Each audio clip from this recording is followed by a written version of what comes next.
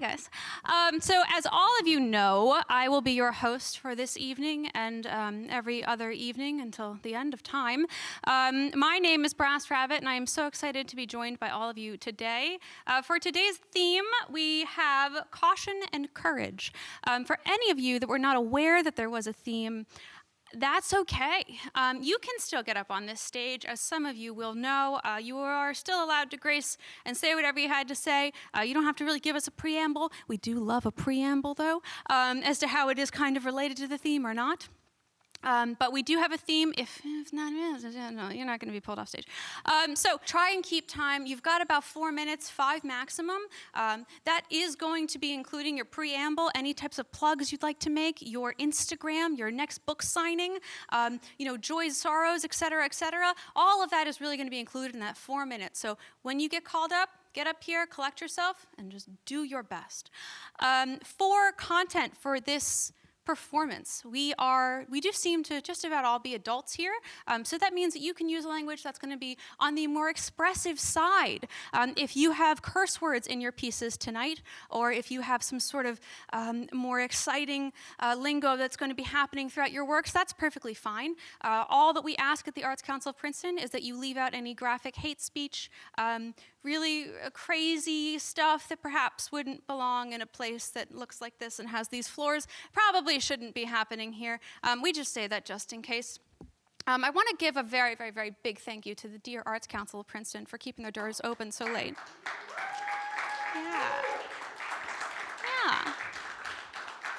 Yeah. We have a wonderful team here who does a large variety of work, including administrative work, which, actually, these chairs just don't stay out here. They have to put them out here in rows like this. So that's a lot of work. We also have Fiona in the back, who is in charge of documenting everything that happens here. Yes. And for those of you who don't know, we do record all of the performances here at Story and Verse. If you are sharing something that is going to be relatively sensitive and you would like it to not be recorded and put out in the world for everybody to see, that's no problem at all. Just find myself or Melissa. Melissa, raise your hand. Find myself or Melissa at the end and just give us a notice, hey, by the way, I would like that to not go anywhere. And trust me, Fiona will be so grateful that she doesn't have another one of these things to edit and put on YouTube. So now we've got it. You got 4 minutes, maximum of 5. You will be recorded, but it doesn't have to go anywhere. You can curse all you want, but you can't say really crazy stuff. And our theme is caution and courage. So without further ado, I'm going to bring up our first performer. Before I do that, I just want to make a mention, though. If anybody is sitting in the very far back and they want to come up, you want to come up, you want to come on up, you can come on up, because I have all these chairs up here and they're super empty and you guys are all so far away. So if anybody wants to come on up, you can. I might even come on up. I might sit over there. And I might just keep everybody company and kind of stare at you intensely while you do this. So, all right, yeah, I know, we're going to be friends. All right, so up next, ladies and gentlemen, our first performer of the evening in the space that says anything you'd like us to know about you. This performer wrote, I Have a Dog. Please give a very, very warm welcome to Rachel. Rachel, come on up.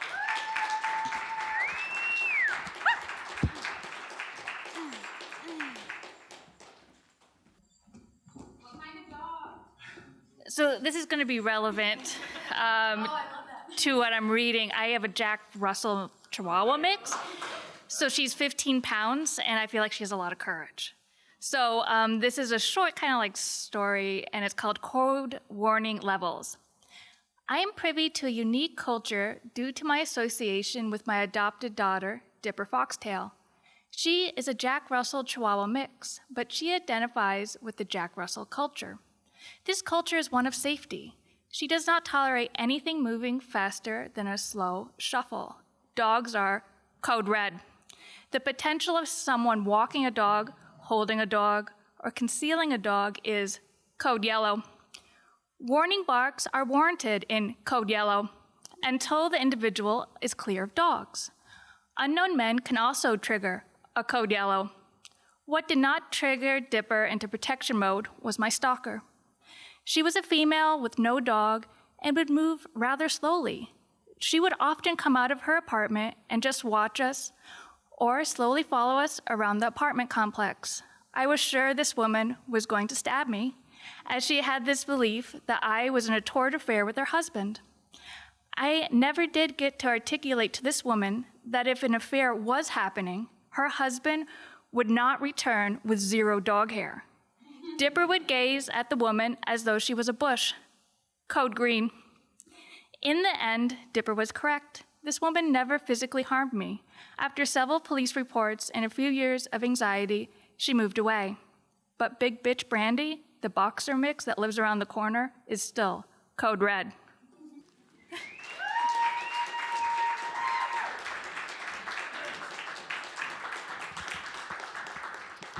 I'm really loving seeing everybody's like autumnal, October-themed clothing. All right, up next to the mic, we have a poem which will be shared by Elvis Phillips. Elvis, come on up.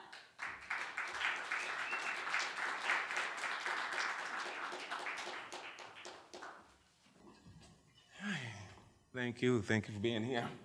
It's a poem that I wrote quite a while back and had it in hibernation, finally decided to bring it out. It's called A Soldier Reminisce. I've seen my buddies murdered right before my eyes, but I dare not falter, or I too would be gone by surprise. Gone from a world where we were put to live in peace and harmony, yet we fight, kill, and attack each other like savage beasts. I fought on the front lines, me and my comrades, where the sounds of exploding artillery played taps on the earth, reminding me of my high school band. When suddenly, my buddy dropped his guns. Rising in the air like a swell of the ocean's tide, he raised his hands towards heaven. Then he shouted, "Will someone please tell me for what reason? Tell me why?" With a bellowing command from such a stunning scene, my captain shouted, "Get him down! Get him down!" With a slap to the face, he was told, "It's just a dream. It's just a dream. It's just a dream," I thought to myself, for right before my very eyes, he stood in a line of crossfire, yet he's still alive. It's just a dream. Thank you.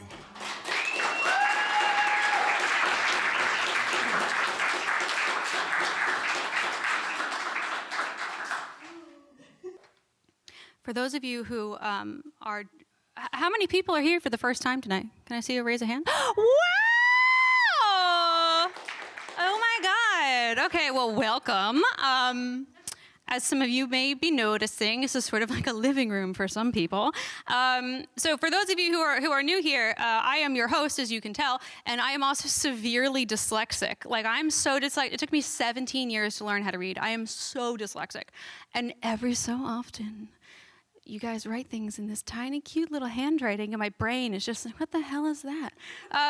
So you'll be seeing consistently that I'll be walking up here going, what is that supposed to be? Our next performer wrote in really gorgeous, fun, very personal handwriting. I'm a huge fan of milk tea. Please give a very warm welcome to Jessie. Jessie, come on up.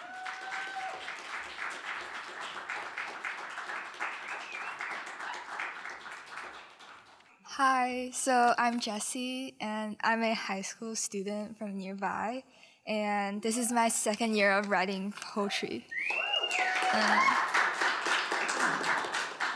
So the first piece is going to be about the courage in the rain, called Rain and Rusted Hearts. Drops of rain, whispered words, and interrupted open mic. The rain clawed through umbrellas, split the sky wide open. Thunder howled, splitting the air. Tip-tap, rain beat rhythm on the roads, like drum beats in a song, like my rusted heartbeat, thumping faintly. Thump, thump. Run through rain, they said, run through rain, we echoed. So we ran, shoes splashed through puddles, breath rose in clouds, hair clung to our cheeks. The rain fell harder and something in my chest that had seized and stuck. A hinge that wouldn't open, a lock without a key, began to loosen. Rain didn't whip wildflowers, it rose rusted hearts. We were a crowd of soaked skulls, squeezed into a single classroom, drenched, dripping, dizzy with water. We wrote about wind and wishes, shared about our poems and prose. Smiling, eyes shining. Rain slammed the window pane, but our passion outlasted the storm. Applause rose louder than rain. Water trickled down my legs, in my chest, a pulse, steady, unlocked, beating once again. And the second piece,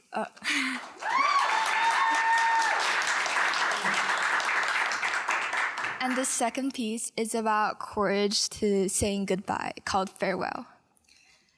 First, she left Chengdu, her roots entwined in rain and spice. Grandpa's wrinkled smile whispered, "Be happy, no matter where life leads." Through tear-streaked windows, she waved goodbye, letting the scent of home fade into the horizon. It was her hometown she sent away. Upon graduation, schoolhouse empties, echoes of laughter lingered. Friends drifted, petals on a spring wind. Their promises like cherry blossoms, fragile, fleeting. Outside, trees shed the rosy blush. It was her memories she sent away. High school brought harder goodbyes, sharper edges, expectation loomed, heavy as storm clouds. Her favorite subject, once alive, sank beneath textbooks and deadlines. It was her passion she sent away. Now, grown, she's fluent in parting words, her tears long dried by time's unrelenting tide. No more clinging to shadows of her younger self. The girl she was has faded, replaced by maturity. It is herself she sends away.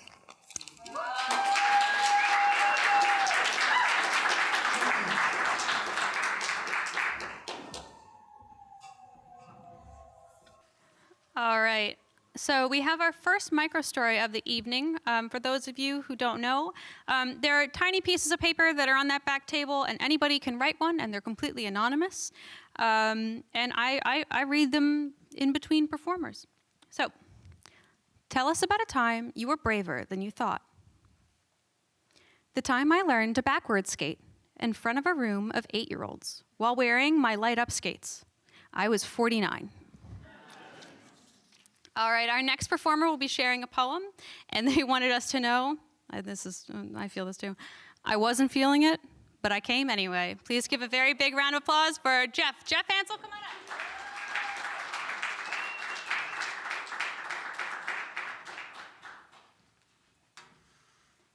I wasn't feeling it, but I couldn't resist coming. I'm going to read 2 poems tonight, and I guess the first one you could call a cautionary tale, probably maybe 15 years too late. And the second poem is, I need courage to read it. It's about my mom, who passed away almost 3 years ago. This first one's called So Social. I don't do much social media. I know what it does to you. It makes you feel inferior, comparing yourself to those whose motives are ulterior. They're running their highlight reel. Nothing about what they say is real. Life has its ups and downs. Stay social. It just gives you the frowns. Like likes, posts, comments, shares. Who the fuck really cares? There's a life outside. Get your face out of your screen. Go out and see. You'll see and know what I mean. Share a kiss. Share a glance. Find that special one. Take a chance. If you want to feel empty and depressed, keep being social. Give your soul no rest. But if you really want to enjoy life, go outside that door. Make memories, make friends, make love, enjoy life. That's what it's for.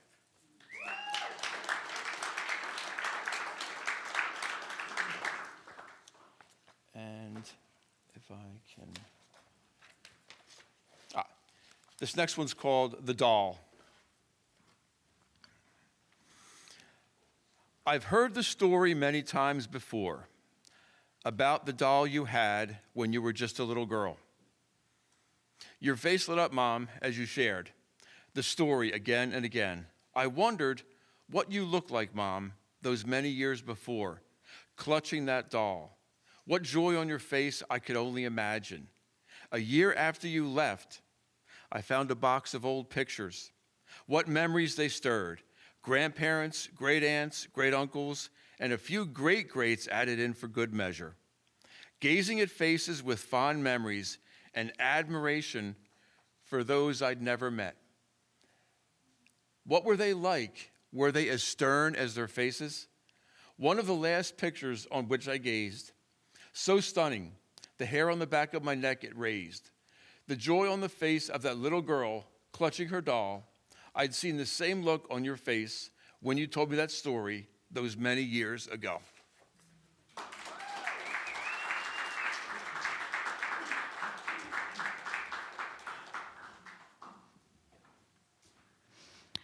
All right, up next, we have our first person who'll be sharing some spoken word. They would like us to know that I believe that this is a reflective piece. Give a very warm welcome to Gina Lynn. Gina, come on up.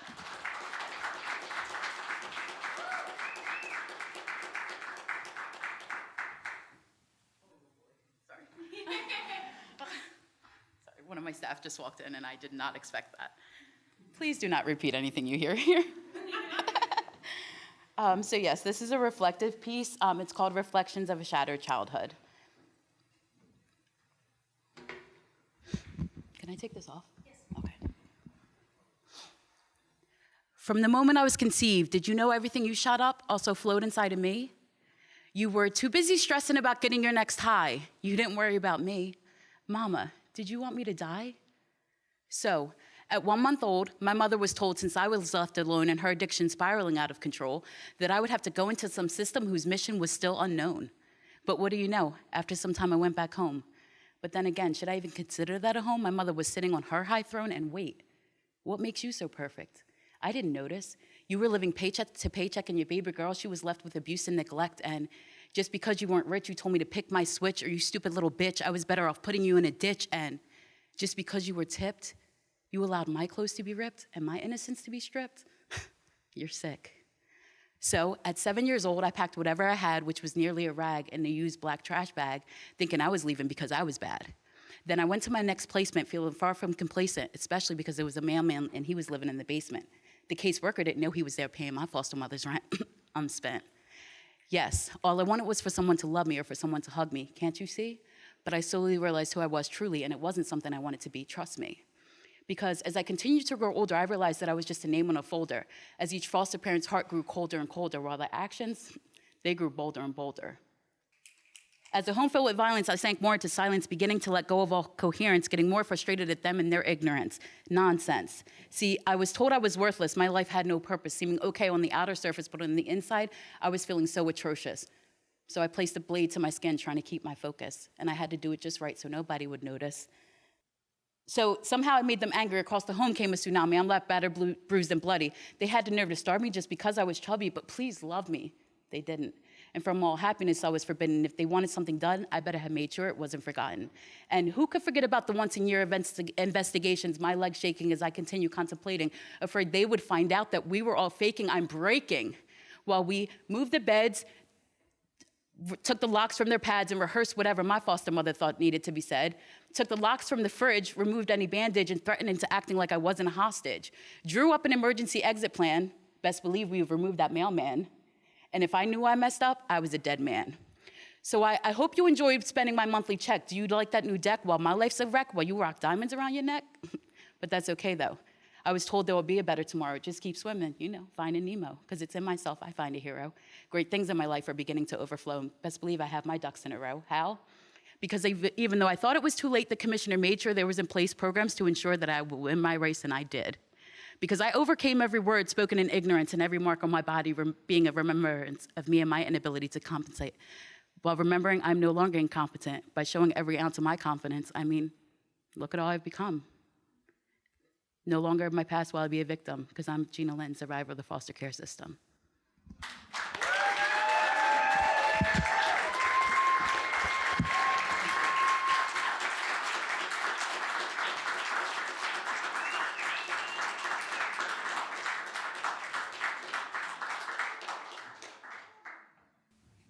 Tell us about a time you were braver than you thought. Ask me after I read my poem. All right, up next to the mic, please give a very warm welcome to Mark. Mark, come on up. There you are.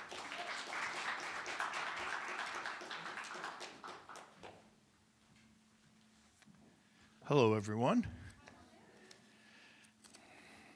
I was thinking about the theme, and this came to me, and then it created 3 poems.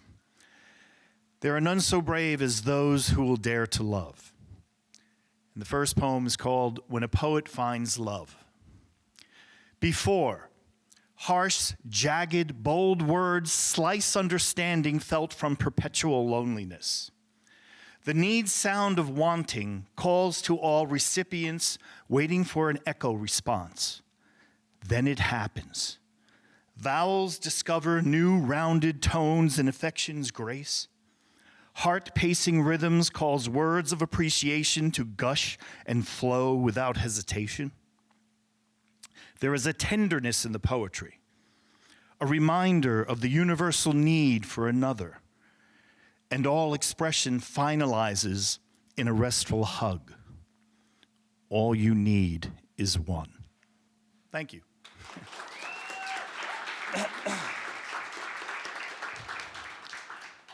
This is called Old Courage to Young Lovers. Does your love realize that it must travel to the great parting? The split road of two well-treaded and worn paths? Both directions can only be walked alone, silently, with a feeling of an indescribable goodbye kiss and the witness of a last breath. The memory is never enough. Will you prepare for the healing by embracing grief, or run to any enclosure and hide and scream your hurt away like trying to punch the wind? Both choices are exhausting. Hold close and guard your love with the soul's depth it has granted you, and you will instead hug the wind of tomorrow. Thank you.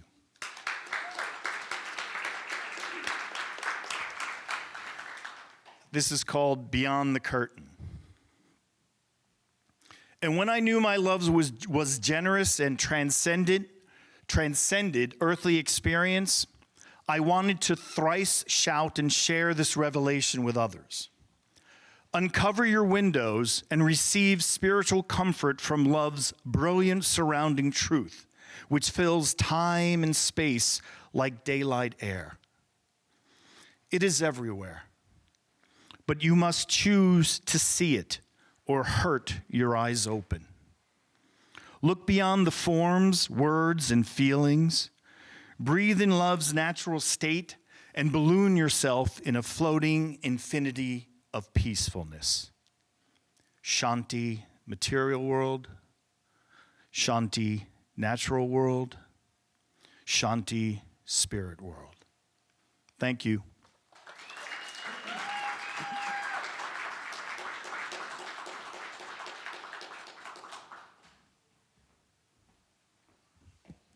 I have to tell you, being a part of the audience is so surreal. I feel like I'm both making too much noise and not enough noise. Like, it's a very self-reflective experience. All right, our next performer. They would like us to know, this is my first time sharing a poem publicly. So let's give an extremely excited welcome to Sophia Waters. Sophia, come on up.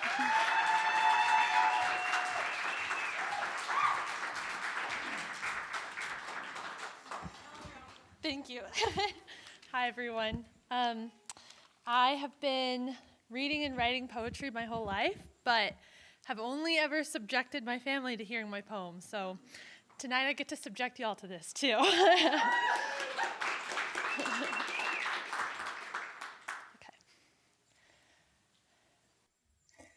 I walked the path. I walked alone. I crossed yet miles of salt and stone. I saw the mountain, I saw the sea, embraced them with open mouth and bended knee. The warbler cried, the sparrow sailed, my bags behind me ever trailed, until one day I left them there, beside the road without a care, without a card, without a note, without a lump there in my throat. And I was silenced on that day, all my worries cast away, just to the road my thoughts to say, and so a traveler quickly learns to pray. To the sky, but not quite right, to the darkness, to the night, until at ocean's edge I found the light, at mountain foothills saw the sight. The hand that traced each blade of grass, the lungs that breathed the wind that passed, and filled my sails to billowing mast, laid down my head at long last. I walked the path, then with a friend, walked and walked until the end, tasted the salt and touched the stone, struck it once, and water was shown. I saw the heavens, I saw the earth, I saw God's childlike wondrous mirth, and in the wandering found my worth, was always there since creation's birth. Thank you.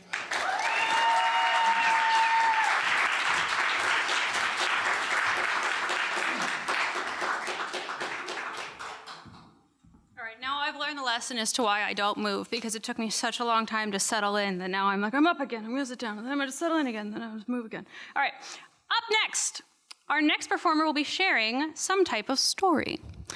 They would like to know that my battery might die, hopefully not. And I might have to wait until next time, so let's all cross our fingers and put our hands together for Carlos. Carlos, come on up. Hi everyone. I really hope it doesn't die. So if it dies, we'll just go ahead with it. So my name is Carlos. This is the first time that I do this. I don't know what I'm doing. I have no idea what I'm doing. But I'm sharing this story that I wrote about 5 years ago for Fringe Festival, for a dance company that I used to work with. That's why you might be sing with me a lot as well. So this is a very personal story, and the name of the choreography was Proceed with Caution. I was born in Mexico in a very loving, Catholic and conservative family. When I was very young, I constantly suffered from a lot of bullying at school because I was too feminine to be in a Catholic school with them. I just wanted to dance at my sister's birthday parties. I remember that I always was different. After I finished college, I moved to Madrid and I attended graduate school. Suddenly, I felt that being gay was not bad. And I saw that gay people there could be married and they could build a family and just live like everybody else. In Spain, I fell in love for the first time.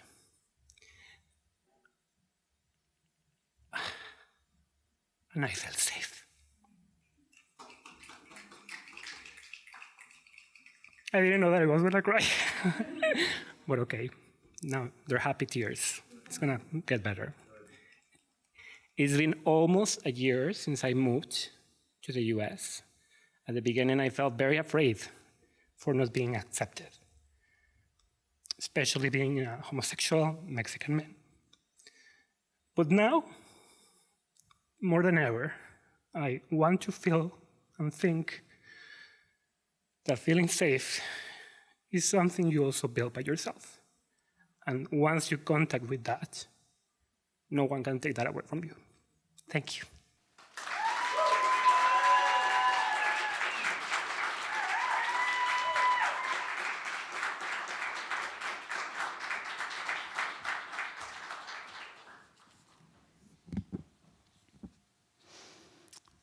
All right. Everybody's moving around so much today. We got people coming up. We got people moving back.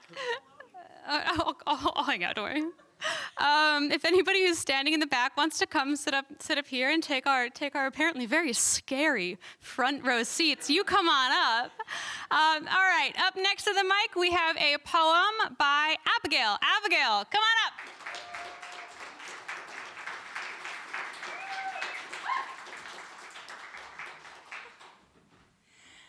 Hi, everybody. Can you hear me okay? Okay. I'm going to try to rush through because I had like 5 poems, and now that I'm looking at it, that was really idealistic of me to think I could share 5 in our time frame. So I'm going to start with my first one, based on our theme tonight, caution and courage. So it's in 2 parts. Caution. I built the more formidable walls around my heart to shield myself from the pain of loss, to guide my inner compass to peace, to protect. I thrust my defensive armors to forge sanctuary. I tread choppy waters trying to find my own identity in the sea, but you are the lighthouse. Courage. You found me in the darkness, exposed my thorns, broke off every tether to show me what it's like not to live attached, dragged, pulled, weighted, and drenched by an angry sea. You held my heart in your hands and said, breathe and fall into me. So I let go. I let it all go. I allowed you to reach into my head and dissemble my heavy mind. I settled my soul into your arms, and a garden blossomed. Then I let you guide me to sanctuary, my heart to peace, piece by piece. I found the bravery to let you love me, and we grow the most incredible things here. We cultivate trust and safety unlike I've ever known. We set our souls on fire to embrace the pain of existence. We forge ahead together. We wait to watch the sunsets, eat the warm food, make love, and gaze upon each other's naked mistakes. To grow, to flourish, to smile, to get lost for a little while, to create the most beautiful existence we can with one another. That's one.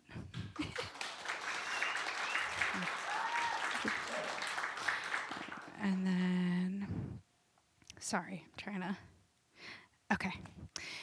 Here's another one. I just titled them all Caution and Courage and then numbered. So this is Caution and Courage number 3. You have to remember where you come from to remind yourself how far you've gone. You have to provide yourself grace to be able to give it. I'm gonna take this off. Okay, that's better. Sometimes my head feels so heavy, my brain waves glimmer but don't glisten. Listen, crash eternal, beat this mental, pop a pill, now I'm dozing. Look who's losing, I beat psychosis, now I'm worthless. What is left? Foreshadowing in the works, looking for signs to protect myself from the hurt. Because different strains of this hit me like a virus, I'm infected with dread, got lost inside my own head, now I drown with doubt. When will the hurt resurface? My intrusive thoughts linger, but they feel like purpose, but they're not. Don't give in. Every bone says give in, bleed, die. They're better off. They've got to be done with you by now. But listen, don't fucking listen, because your love is stronger than your pain. And I know it feels fucking strange, but tell yourself that you're worth it every day. Be grateful for the people that agree. Tell them they are the best thing that's ever occurred in your universe, because they are. And you are in theirs. And just be without doing, without thinking, without self-loathing. And I know that feels impossible, but you will feel so much more empowered when the noise in your head can't seem to silence itself, when your body leads you toward the blade, when you press that shit against your skin and want to bang your head against the glass as hard as you can, and you feel broken and unlovable and unworthy, like a broken arm that never healed, not completely. Remind yourself that you would never want anyone you love to feel this way. How much time do I have left? Okay. And we are made from the stardust of chaos, living and breathing within a segment of friction, bound by time, limitless by creation. Creation versus destruction, they need each other, but don't want one another. Our bones are like the infrastructure inside a glass museum. So fragile, so gentle. My heart can barely take it. My muscles give out from all the push and pull, strain on my heart so tender and bare. I feel so weak. I've barely eaten this week. And when I peak, I won't whimper. I will let out the most voracious roar. I will ignite my hate and set it ablaze to cripple upon my gaze. I will conquer every doubt, insecurity. I will swallow every word I ever said and not let it consume me. I will move on. I will stop pretending to be this fucking cool and nice about everything when I'm mad and I'm passionate and I'm fucking sorry if it's too much for you, but I'm actually not. I want to be free. but I can never gauge if it's too much, if it's not enough. Oscillating between denial and self-doubt is exhausting.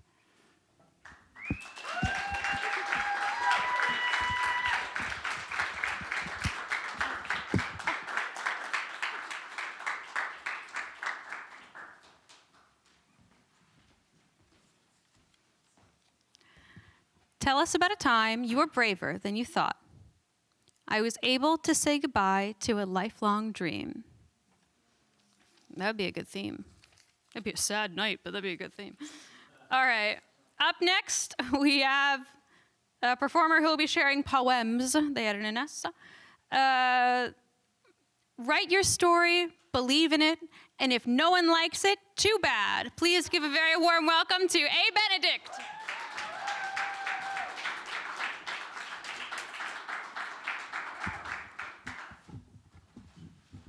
How are you all tonight? Good? Good to see you. And that's true. Write your story, believe in it. And you guys have some great stories. Give yourselves a hand.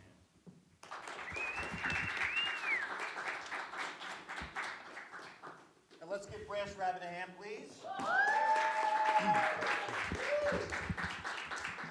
And Melissa.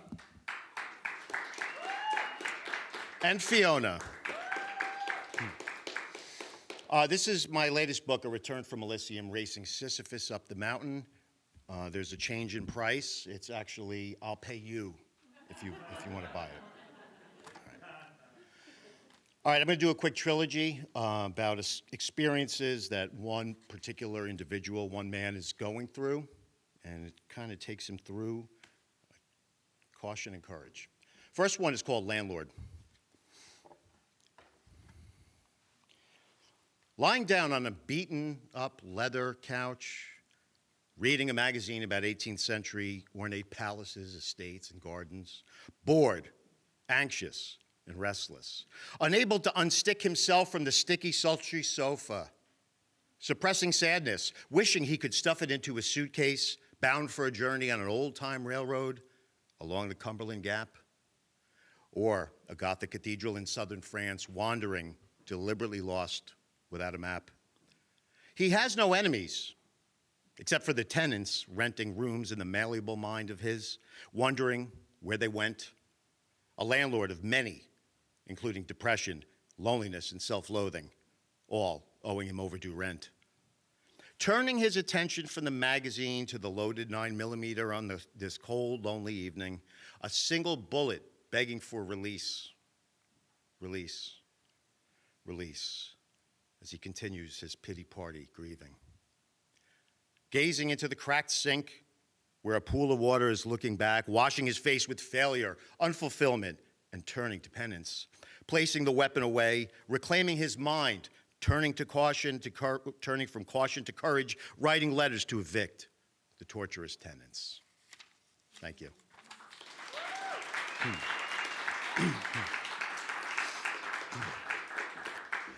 Next one is called Savior. A childlike savior with a sword and shield, defending everyone else all the time, jaded suit of armor, enduring many attacks, sacrificing his honor, safety, and soul for others. His wielding weapon cutting a smile upon his face from ear to ear, a strategy hiding tears all the while, trying hard to please like rain to spring flowers.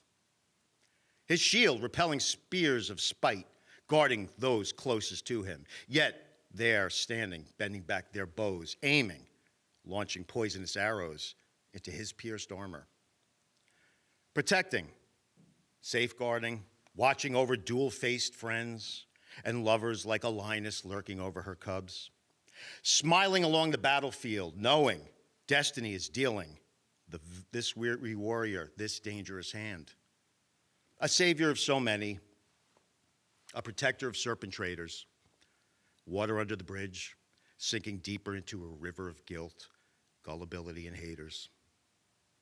Lyrical lamentations hanging on his cross, whipped by the wicked wild wind, crucified for his self-imposed self-consciousness, born and abandoned.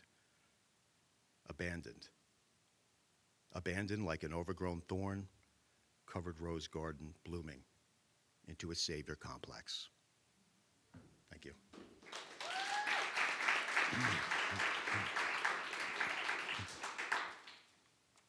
And the last one in this trilogy is called Cleansing Love. Riding a Ferris wheel, kissing the stratosphere, viewing drops and dots of people below, thoughts spinning, exploring the caverns, crevices, and cracks within his dense cranium, melting thoughts, drench-soaked dreams, running from nightmarish ancient screams, seeking shelter inside of a pint of Guinness, full of regret and indignation, nearly drowning in a sea of bitterness. Questions shining upon shadowy figures, enlightened by a bright moon, gleaming off of the Ferris wheel, sitting, thinking of the tranquility existing between the garden wall and his dark night of the soul, waiting for daylight. Unable to forget visions of her from the long rocky road, running from his damaged mind, the laughing moon floating above, illuminating aching memories residing between guilt and his accelerating heartbeat. She continues invading his thoughts, interrupting every emotion, persuading him of his ill-conceived wrongs, twirling over and over again in commotion, turning like the Ferris wheel, like a siren perched atop an oceanic rugged rock, beckoning him with her sweet song of narcissistic gaslighting, blaming, table turning, but in a sexy, spiteful sort of way. Contemplating, jumping and joining the drops and dots of people below, showering in her sensual sea, washing off the lingering love, regret, and resentment. His cleaning bath ends, placing drops falling from his body and memory into a bottle marked discontentment. You guys are the best. Thank you.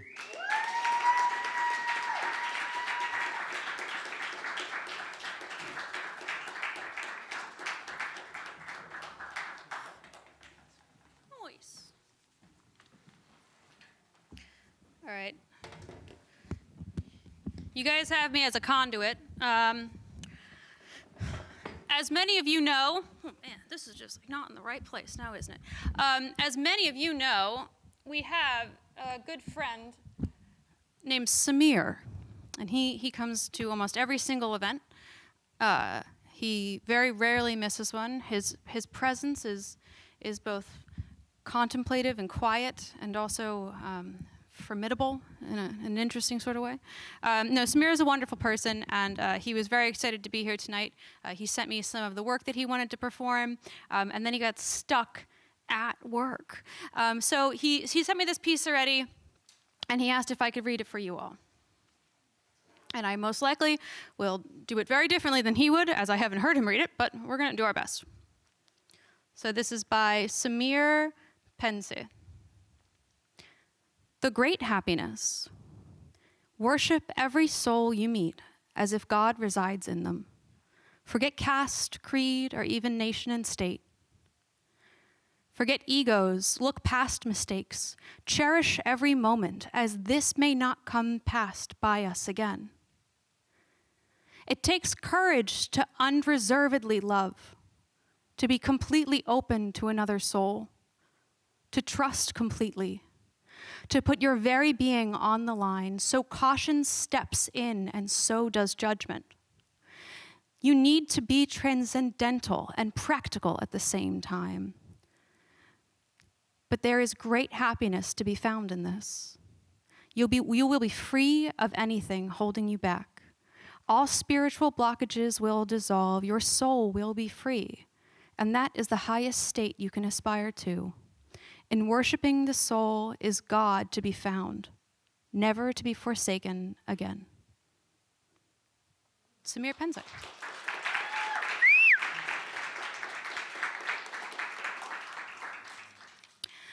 All right, up next to the mic, our next performer would like us to know, ladies, and then she puts in parentheses, and gentlemen, which is fantastic. You can learn to fight at Princeton Jiu-Jitsu from a world champion. Please put your hands together for Sasha. Sasha, come on up.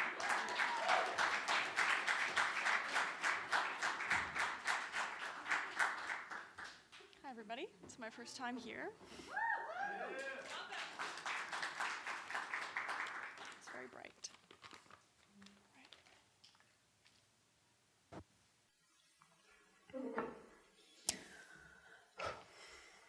I grow out my leg hair and wear shorts to give my gold fluff its debut in the sun. The fabric is wind loose, avoiding my body like a guide for men's eyes. No makeup. I want to move through the world with the freedom invisibility gives, like I got away with something illicit, padding through a closed-off museum in my socks at night. I do all the things I want to do. I learn to fight, not for protection, but for joy. When I was very young, when everything was play, I was a knight with a sword. This is the next best thing. This is the thing I got away with. Too masculine, a scrap of paper tells me, passed to me in class. Some things judgment can't deter. Undeterred, I feel like she could have said congratulations. As a child, I never imagined I could throw a man over my head. The armor seemed too heavy. I have a woman's body, and it's a woman's body that loves to fight, so I think fighting is feminine. I find a lover, and he loves every hair on my body and every callus on my palm. I start volunteering at a rape crisis center. I almost think I've gotten away with murder. Is this real? A man's hand hits my hip. He missed. I'm frozen. I really thought over the years that I had gained some sort of exemption. I forgot I lived in the world. I forgot about the surgeon who had two hands, who did not miss. I forgot becoming a stone. When I was 10, I learned something no 10-year-old can understand. My father was a predator towards children. I understood that I was a child. I understood that I had wastelands where childhood should have been. Other men with the same thing on their computers went to prison for the well-being of other children. For me, that would not happen. Therefore, I understood that the world was without reason. Time stopped. Horror was mundane, and calm felt like the serenity of rage. Many years of leaves shrank back to buds before I disappeared. I was never seen again.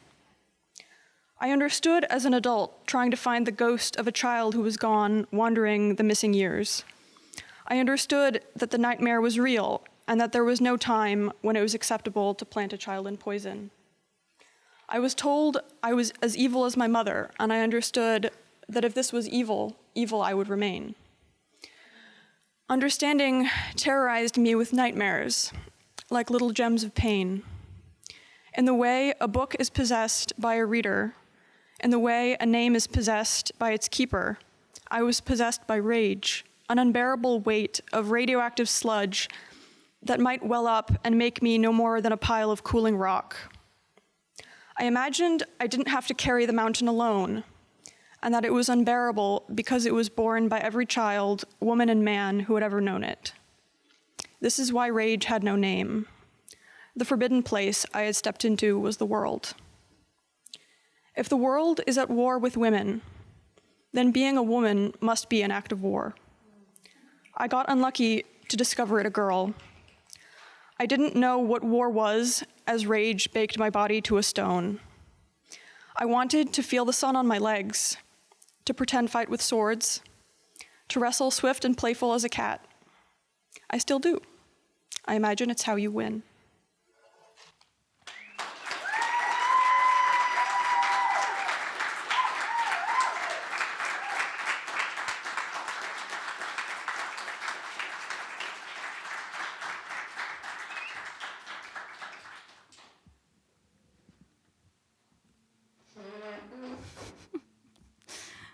It's almost like I've never been up here before. Our next performer would like us to know this is their first time reading. Yeah, we got a lot of new people in here tonight. So please give a very, very warm round of applause for Mary Hansel. Mary, come on up.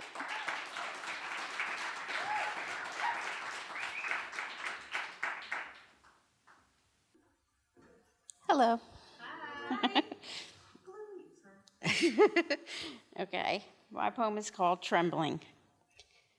Trembling is something we do when we are scared and alone, cold and frightened, but we also tremble when we are excited, making love in the car or on a boat or riding in the train, going fast over the tracks to a place we call home, where we hang our hats on a hook in the hallway of that creepy old house at the end of the block, where we used to go to smoke pot.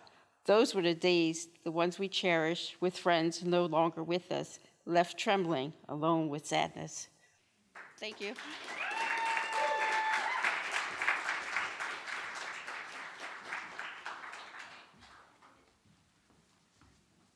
We're getting down to our last few performers here.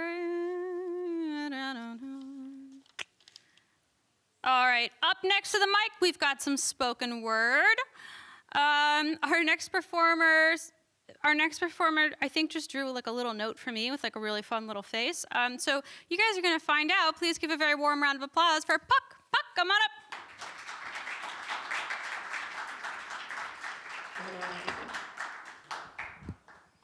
Oh, I don't know how to move that. Anyway.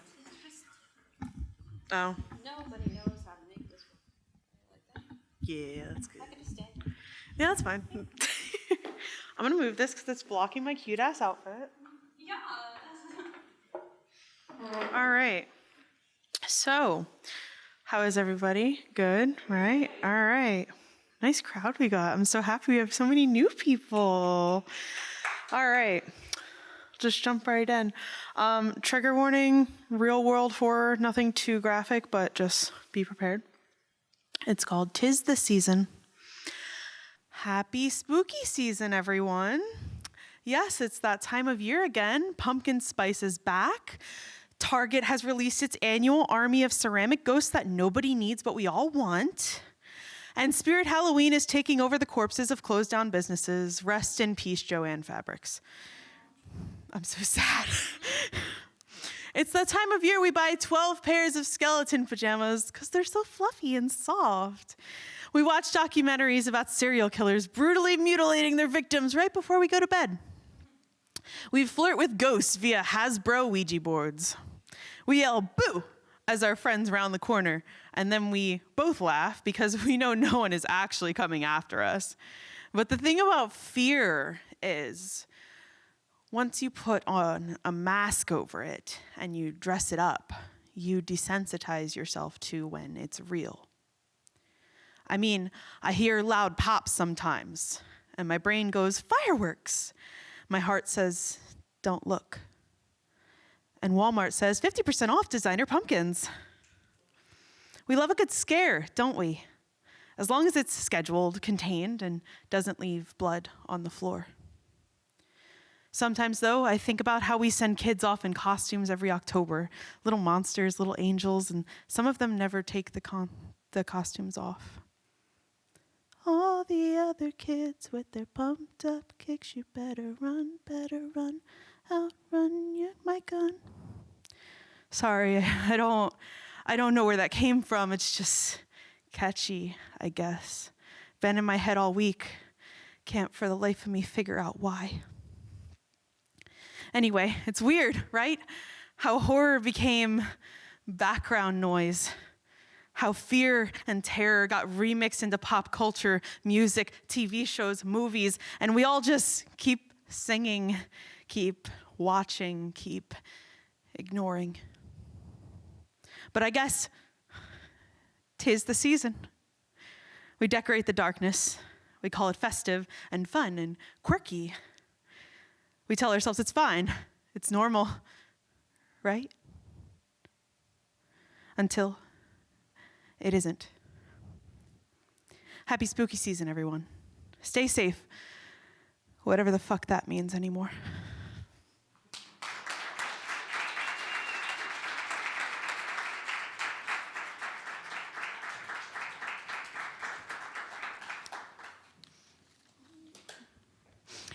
Tell us about a time you were braver than you thought. Coming here is something I never thought I would do. All right, our next performer circled every option under the categories for what they will be doing. I am so excited to find out what that is going to be like. You can find this person at the same name that I'm about to say, but the spelling of it is a little tough, so come see me afterwards, and I'll let you take a picture of this, and you can find them on Instagram. Please give a very warm welcome to Exchange. Exchange, come on up.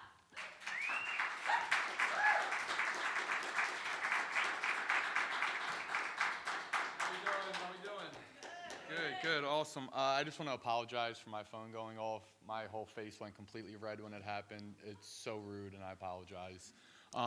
Thank you for your poem and your spoken word. It was beautiful, and I appreciate the honesty and the realness, because that's what spoken word is usually about, being real and being yourself. Yeah, so I'll get right into it. So I'm from Philly, spoken word scene in Philadelphia. I don't really perform out here too much, but I kind of seen it pop up, so I was like, let me switch the scenery up a little bit. Oh, he's white. Nice. He must have got the wrong directions. Nah, I wasn't looking for fancy cheese or Senate candle collections. My whole life I had to live through other people's projections, but on open mic poetry night, I'm the exception. Off recollection, I was told I'm privileged because of complexion. If that's the case, I'm 39, I'm still waiting on my connections. Convicted felon, drug addict, single mom, severe depression. For this, I don't see color, just people in their expressions. This wasn't always the case, I'm trying to stay on pace. It's hard to not see a race when it's always thrown in your face. Through music and TV, everywhere it's sprinkled and laced. Instead of loving thy neighbor, it's be a bigot and hate. It wasn't God, it was the world that assigned me a demographic. Racism's like a baton, and in time you're supposed to pass it. No appeal, impressionable young mind, and so you grasp it, then realize it's not real, manufactured, designed in plastic. It's drastic. It should be over, but it's lasted. Because government and media is stretching it like elastic. It enters subconsciously, then you mask it. Should be dead like a mummy, some hungry for it like they fasted. I'm past it, casket, it ain't smart to me.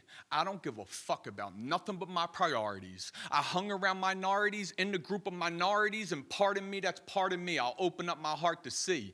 It's God's plan for me to have an alcoholic addicted mother who couldn't hold a job, every year a different lover. No heat with the coat, I'd sleep, double covered, close my eyes in disguise. It was never a deep slumber. I wondered why I ain't have a mother like Wonder Years, or why I didn't have a dad. I mean, I did, but he wasn't here. I prayed and I tried to find answers, but nothing's clear. I get beat if I cried, so inside there's a cup of tears. And by beat, I mean abuse. I'm only speaking the truth. She's a ticking time bomb. I would sit and just watch the fuse. Have a drink, another drink. God knows she befriended booze. I would walk around in fear and then shrink from impending doom. Emotional torment was sent to give me my muse, so I can vent on different views on a life that I didn't choose. I was 9, I relied on my mother, I couldn't move, so I relate if you ate peanut butter with just a spoon. Cause jelly was a joke, there never was no bread, milk for cereal, I was using water instead. I slept on the floor cause we couldn't afford a bed. I was really that poor, is there really more to be said? Yes. I'm an inner city white kid that always felt out of place. I lived in Philly, but really it could have been outer space. I was raised to hang with whites, why? The color in my face. And black kids ain't like me, why? Cause I was a different race. White kids ain't understand me, they came from a happy home.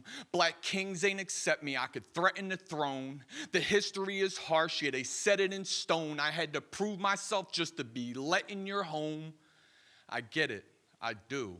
Love all but trust few. On the outside we're different, inside we're one you. Tell me, what does one do for acceptance to come true? Will the divide and the tension eventually unglue? Poem.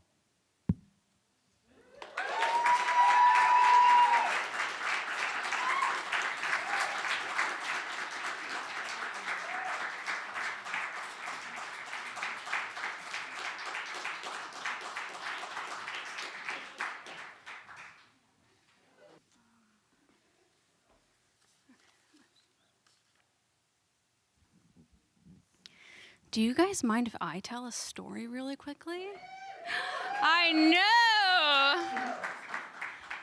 We never have time for this. All right, so we've got 3 people left, so I think that I have like a couple minutes or two.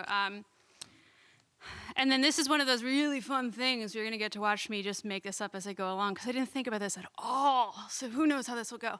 For some of you who've been coming here for a little while, you know a little bit about the hobbies that I enjoy. But how I got into those hobbies is always kind of weird. And I'll get into the story of one of them, and it has a lot to do with caution and anxiety. And it's never really gone away, but we'll find out. So. As many of you have experienced this is just a human thing. I was on a date, and it was with the wrong person. Like, it was just like everything about it like wasn't going well. It was just like, I don't really particularly like you that much, and this person you could kind of tell it wasn't going well. And we were in New Hope, and we were going from place to place. And at one point, this person looks at me and says, "Hey, have you ever played pool?" And I was like, "No, I haven't done that." And this person was like, "Do you want to try?" And I was like, "Sure, but those guys look really scary." And this person was like, "Well, let's just see if we can get on the table," which is like first things first. The first thing you don't do is if someone seems uncomfortable, don't be like, "But let's go, let's do it anyway." So this person goes over and starts talking to these really scary looking people. And when I say scary looking, I mean I'm from South Trenton. So scary looking to me is like a little bit different than what a lot of people scary looking is. But scary looking to me is a person who might have like a motorcycle and like a trash bag somewhere. You know what I mean? Like that's kind of that's the image. Like everybody had motorcycle outfits on, and like I don't belong there. So goes to motorcycle people, and they're both like too serious for anything. And finally we get on this table, and it was like I legitimately was shaking, and I'm a public speaker for a living, so that's very hard to do. So they're these really intense guys, and they're super intense. You can tell they were just betting, and then these 2 idiots come up to this table in this really sketchy bar, and we're like, okay, and I've never held a pool cue in my life. I've never held a pool cue, but it was sort of like I was being pushed to doing this, and I was really like close to just walking out, but I was like, all right, you know what, fine. Legitimately, I'm shaking. I don't know how to hold a pool cue. I don't know how to do anything. I've only seen people play pool on TV. Nothing. My family never had money to have a pool table. I never knew anybody with a pool table in their house. Never even done this before. We go up, and we are so bad. And it was like a saving grace, I think, for this date to try to be like, let's try to fix it or whatever. And I made 1 ball in the entire game. And I was just like, I can't believe that happened. That's crazy. I'm going to pass out now. And we ended up we left, whatever. The date wasn't that great. And that kind of just put that over there. I was just like, yeah, I never want to do that again. However, what I did keep doing was playing pool. So that didn't really work out very well. But what I did do was I started going to places alone to play pool. And every single time that I picked up a pool cue, it was horrifying. And I would shake a little bit because it's a very it's like a spectator sport. Everybody stands around, and especially, too, if you're a woman, then everybody's like, oh, she's going to be bad, and then she's going to suddenly be good, and then she's going to steal everybody's money. So as a woman, when you go anywhere where they play pool, people don't like you just like that, right away. So I started playing more, and then I started playing more, and then I started playing 7 days a week, and it became a real thing. And then I started playing while I was at school, and I would play for 2 hours at school, and then I would go out, and I would play for 4 hours every single day. And at this point, now I own a cue. It was way too expensive. I have gotten to the point where I can beat just about the best person typically in any place, as long as it's not an APA tournament. I can do that. And interestingly enough, a couple months ago, I met this person, and I was like, you seem like the best person that's ever been invented. Hold on. What's your deal? And now we live together, and love of my life, and I met him through pool. We just randomly one day started playing pool together. Yeah. So, yeah. And every so often when I get up onto a table and there's always these like scary ass dudes, and they're like, that's like their thing. They're like, oh, we're scary dudes. I always am still kind of like, oh, get it together. You know how to do this. And then I start playing, and then I'm just like, yeah, I know how to do this. But yeah, I mean, look, you know, do things that scare you. Go on dates, and then don't date that person, but then go find something else to do. Yeah. All right, up next to the mic, can we give a very warm welcome to Jessica. Jessica, come on up.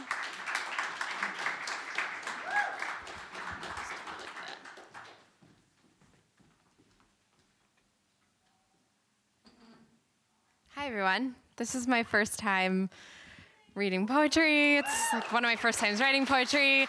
I feel like you scared at the pool table. We're going for it. Okay.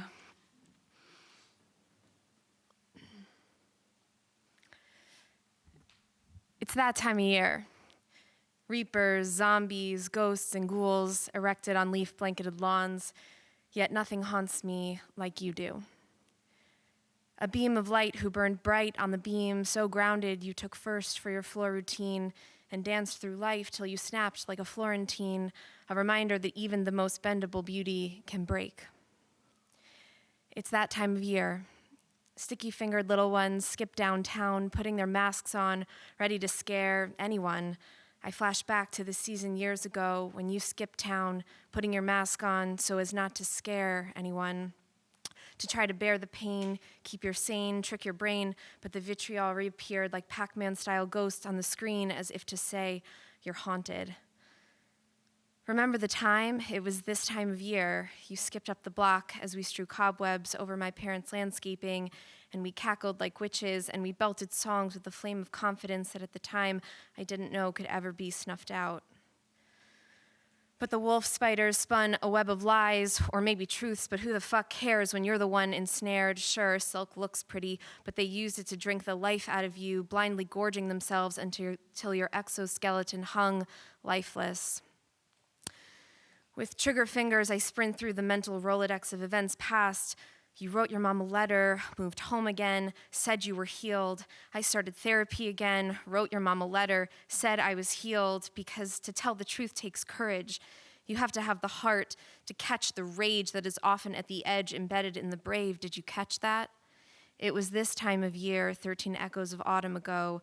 Facebook was eerily freckled with your name. I thought the queen of rock and roll had sung her last note. Did you leave a note? Now I'm forever haunted. Thank you.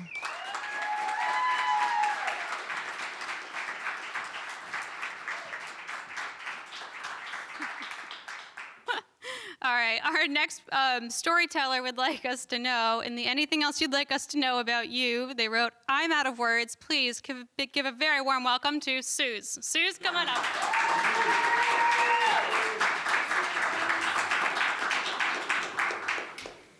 Hey, everybody. Can you hear me without this thing? Because I hate this thing. I think we all know that. Anyway. So I'm Suzanne, and I tell stories, and all of my stories are true. So I'm going to tell you a little story. I grew up in a house in Connecticut, which sounds scary just to begin with, because all the cool, scary stuff happens in houses in Connecticut. And it was a craftsman bungalow, and it was built in 1908, my mother would say.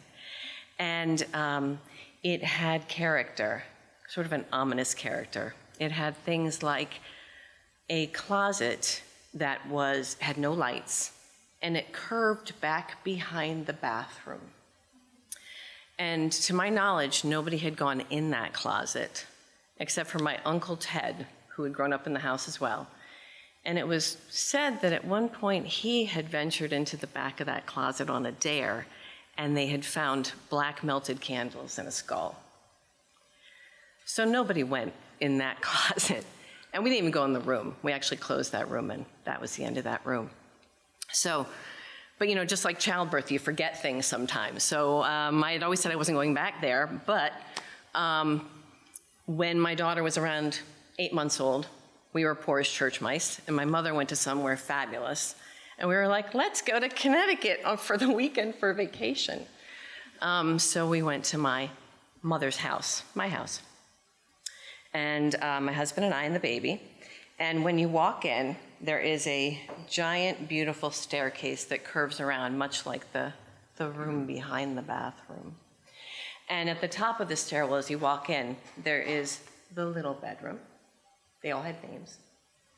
The big bedroom, the front bedroom, and the bedroom. You don't go in the bedroom. The bedroom is where that closet is. It is locked. Nobody's gone in the bedroom in who knows how long. So we're tired. We get in around 10, 10:30 at night because you drive, when there's no traffic, when you have an 8-month-old, you hope. And then we get there, and we go upstairs, and we pass the little bedroom, and we put her to bed in her little travel bassinet in the big bedroom, and we go down the hallway to the middle bedroom. And we keep the doors open in case she needs me, and I'm nursing, and the whole thing. And we go to lie down, and we don't have sex because, bleh. Anyway, so we're lying there for about 15 minutes or so, and we hear footsteps coming from the bedroom, and they're walking down the hall. And my husband and I turn and look at each other, and he says, "I thought you said nobody was here." I said, "There is nobody here." And the footsteps are coming down the hallway. And they stop right in front of the door, but there's nobody there. And my husband turns to me and goes, "Go check on the baby." Yet another reason we're not having sex. So I jump up and I start running down the hallway where something should be, because there are footsteps. And like every ghost story you've ever heard, it is cold, it is quiet, it is dark, and I'm running down the hallway. And I go in and grab my blissfully asleep baby and pick her up and run back through where the footsteps should be. And I go running in like Kramer into the bedroom, and we both go, "Let's go." We were there 15 minutes, we ran back down to the purple Volvo and drove home 4 hours. Never to speak of it again. And then about a year later, I'm talking to my cousin Glinda about who knows. And I mentioned the story to her. And there's dead silence on the line. And I'm like, what? Because she and her siblings, my cousins, have refused to go in that house for years and years and years. And she said, well, our grandpa used to sleep in the bedroom. Our grandmother used to sleep in the front bedroom. And the kids used to sleep in the 2 bedrooms at the end of the hallway. And our grandfather would get up in the middle of the night and walk down in front of my grandmother's room, make sure she was asleep. So he would stop in the hallway, make sure she was asleep, and then walk down to the end of the hallway to do not very nice things to the kids. Blood drain, right? I had no idea. So that was when we decided we really, really, really were never going to my mom's house again. But about, again, childbirth, about 8 years later, we were there, and my daughter was around 8, and we had to get something in the house. So I told her she can't go by herself, not why, but anyway, it's a really scary old house, and the stairs are creaky, blah, blah, blah. So we went running up, we got whatever we needed to go, and we're coming back down the stairs, and my daughter's in front of me, and I see something push her in the middle of the back, and she goes tumbling down the stairs, and she says, "Mommy, somebody pushed me." And I was like, "I know, I saw somebody push you, honey." So I decided that I needed to do something about it. My mom lived there the whole time. It's been in my house for generations, but she's blissfully unaware of anything. "There's nothing there, Suzanne, there's nothing there." So I had a friend, Mary, who's a white witch in Connecticut, and a friend who is a friend of hers who does seances and who does exorcisms, and I actually had an exorcism in Connecticut, and the spirit was let out of the house. It was my grandfather, and he was really pissed off that he couldn't hurt my daughter. Right? So when my mom was alive, the house was supposed to go to me, and I always told her, before her body was cold, that house was going to be on the market, right? Or I was running to Fow's Hardware and getting a gallon of gas and some matches, because that shit was going down, right? Well, she died, she sold the house, and there is a family that lives there now. And I just really hope they don't have any kids. That's it.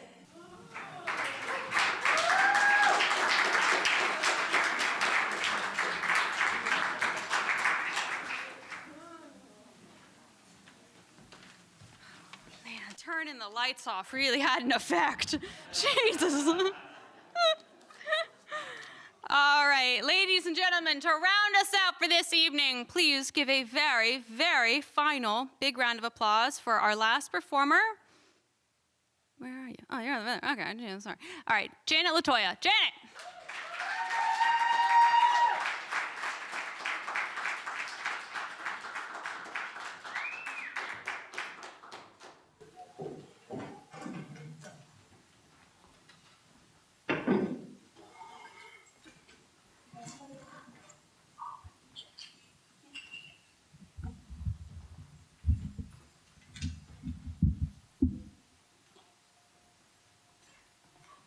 Hello.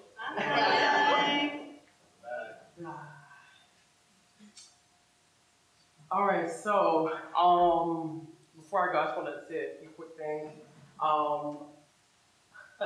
So this is the best that I've been ever. I'm the greatest version of myself.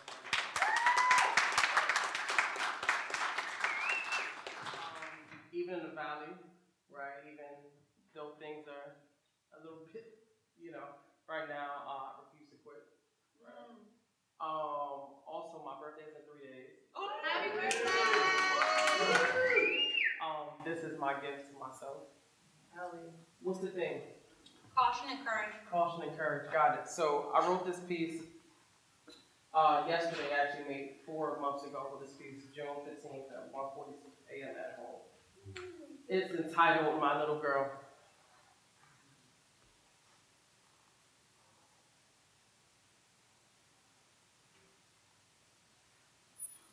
Do you know how it feels to be related by blood to an abuser who sexually assaulted you? Do you know how risky it is to attend family events? Do you know how surreal it is when you are minding your business at a local convenience store and see a person with a silhouette who looks just like his does? Do you know how many times I've told myself, everything is okay? It happened 20 plus years ago. You can breathe now. Do you know how many times I relive every minute of the episode when I see his mother and his siblings, who I get to call auntie and cousins, my auntie? Do you know that all of these years later, I am just now realizing that I should have detached myself from those people? I should have disassociated myself, right? I didn't have to speak to a soul, right? I didn't have to keep living a secret, right? I didn't have to keep living in hiding, right? I could have told my father, right? My brother, right? People often wonder, why do women wait so long to tell the world, their world? After they've been sexually assaulted,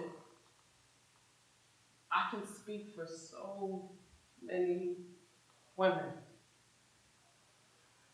We were busy trying to wrap our brains around what happened, adjusting to a life that we didn't ask to live with, developing over time to a way of being that was given to us without our permission.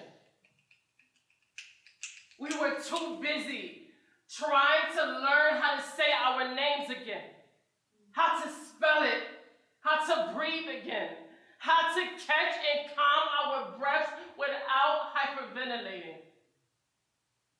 without fear that someone else is coming to take it away again. The reason I chose to write this poem is because the little girl in me deserves to be free again.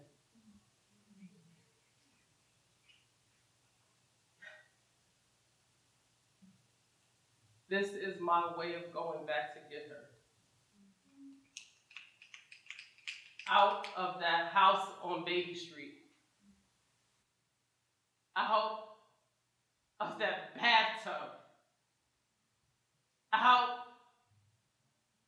of that bedroom. Out of despair. I owe her that much. Don't I?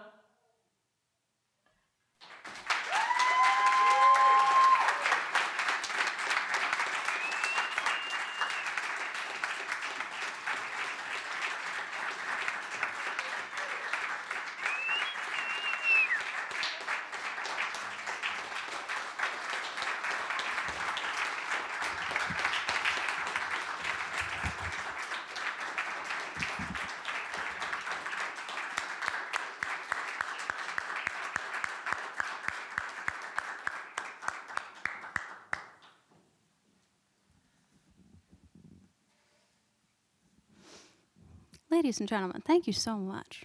Wow. Wow. It's one of those things where when you walk into a room and then you get up on this stage and the first thing you say to yourself is, oh my God, it's so bright. And then the second thing you say to yourself is like, there's more people in here, but there's also less people than I thought there was, you know? And there's something that's so special about having that experience and then stopping and saying, maybe I actually can share that thing that I don't really know if I wanted to say in front of a big group of people. So thank you so much to all the performers, to everybody who wrote micro stories. We didn't get to all of them, but thank you. So this was our October event. We've still got November and then December, you guys. It's not over yet. We have November 20th. That is an open theme. When we do open themes here at Story and Verse, that means that you can come with that thing that doesn't fit anywhere and just plug it right in. In case you do like a theme, though, I am going to make it really confusing for you because guess what? November is Art and Health Month, where the Arts Council and a lot of other organizations are working on adding creativity and expression to the healing process. So if you would like a theme, you can look up some information about that initiative. I'm sure that there is content on the Arts Council for Princeton website, and also externally, you know, we all have Google. So we've got an open theme or Art and Health Month if you'd like to celebrate that. We will be back here on November 20th. That is November 20th. That's a Thursday, as always. We will be starting at 7 p.m. Our doors open at 6:30. And I will also be here December 18th for the theme Here and Now. So we have all this information on our calendar on the Arts Council of Princeton's website. Please check out all the other events that this amazing organization is doing throughout this month.